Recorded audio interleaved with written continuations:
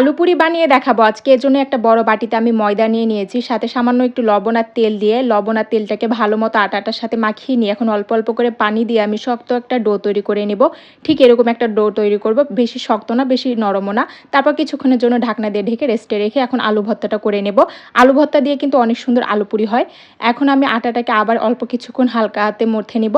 তারপর ছোট, ছোট করে লেচি কেটে নিব। মানে একটা পুরির সমান লেচি কেটে নিব। তারপর একটা করে লেচি হাতে নিয়ে হাত দিয়ে চেপে, চেপে হালকা একটু বড় করে তারপর এটার মধ্যে আলু ভর্তাটা দিয়ে দিব। তারপর আলু ভর্তাটা দিয়ে ভালো মতো এটার মুখটা একদম মানে লাগিয়ে দিব যেন কোনো দিক দিয়ে আলু ভর্তাটা বের হতে না পারে। এভাবে একটু সুন্দর করে মুখটা লাগিয়ে দিয়ে তারপর হাত দিয়ে চেপে, চেপে পুরিটা বানিয়ে নিব। হাত দিয়ে চেপে, চেপে যতটা পাতলা করা যায় ঠিক এভাবে পুরিটা বানিয়ে নিব। আপনাদের বাসায় এক্সট্রা যদি আলু ভর্তা বেঁচে যায়, মনে করেন দুপুরে রান্না করেছেন আলু ভর্তা বেঁচে গেছে, এরকম করে সেই আলু ভর্তা দিয়ে বিকেলে কিন্তু এরকম আলু পুরি বানিয়ে নিতে পারেন। আলু পুরি কিন্তু খেতে অনেক বেশি মজার হয়। আলু ভর্তা দিয়ে যে পুরিটা বানানো হয় সেটার স্বাদ কিন্তু একদম অন্যরকম, আর খেতে কিন্তু অনেক বেশি ভালো লাগে। তারপর এগুলোকে আমি তেলে ভেজে নিয়েছি, তারপর মচমচে করে ভেজে এগুলো উঠিয়ে নিয়েছি। আজকের আলু পুরি একদম রেডি।